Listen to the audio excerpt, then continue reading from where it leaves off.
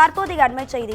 நாம் தமிழர் கட்சியின் தலைமை ஒருங்கிணைப்பாளர் சீமான் வீட்டில் ஒட்டப்பட்டுள்ள சம்மனில் பல்வேறு கட்டுப்பாடுகள் விதிக்கப்பட்டுள்ளது. இது குறித்தான கூடுதல் தகவல்களை நமது செய்தியாளர் சுப்பிரமணியன் வழங்க கேட்கலாம். சுப்பிரமணியன் வணக்கம். என்னென்ன கட்டுப்பாடுகள் விதிக்கப்பட்டிருக்கு, உங்க கூடுதல் விவரங்களை சொல்லுங்க. நாம் தமிழர் கட்சி தலைமை ஒருங்கிணைப்பாளர் சீமானுடைய வீட்டில் வலசரவாக்கம் போலீசார் சம்மனை ஓட்டினர். அந்த சம்மனை வீட்டுடைய பணியாளர் மற்றும் காவலாளி கிழித்த தொடர்ச்சியாக நீலாங்கரை போலீசார் அவர் 2 பேரையும் கைது செய்து விசாரணை நடத்தி கொண்டிருக்கிறார்கள். வலசரவாக்கம் போலீசார் ஒட்டியிருக்கக்கூடிய சம்மனில் பல்வேறு கட்டுப்பாடுகள், மொத்தம் 10 கட்டுப்பாடுகள் விதிக்கப்பட்டிருக்கிறது. அந்த கட்டுப்பாடுகளை மீறும் பட்சத்தில் சீமானை கைது செய்வதற்கான நடவடிக்கை எடுக்கப்படும் என்றும் அந்த சம்மனில் தெரிவிக்கப்பட்டிருக்கிறது.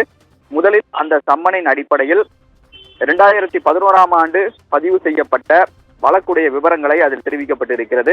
அதில் பாலியல் வன்கொடுமை உள்பட பெண் வன்கொடுமை தடுப்புச் சட்டம், நம்பிக்கை மோசடி உள்ளிட்ட 6 பிரிவுகளின் கீழ் வழக்கு பதிவு செய்யப்பட்டது தொடர்பான விவரங்கள் இடம்பெற்றிருக்கிறது.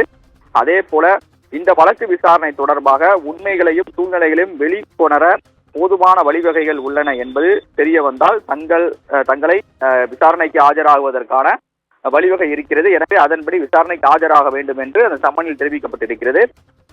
நாளை காலை 11 மணிக்கு வலசரவாக்கம் காவல் நிலையத்தில் ஆஜராக வேண்டும் என்று சம்மன் தெரிவிக்கப்பட்டிருக்கிறது. அது மட்டுமல்லாமல் இந்த உத்தரவுகளை அனைத்தையும் கடைபிடிக்க வேண்டும் என்றும் ஒரு 10 கட்டுப்பாடுகளை காவல்துறையினர் விட்டிருக்கிறார்கள்.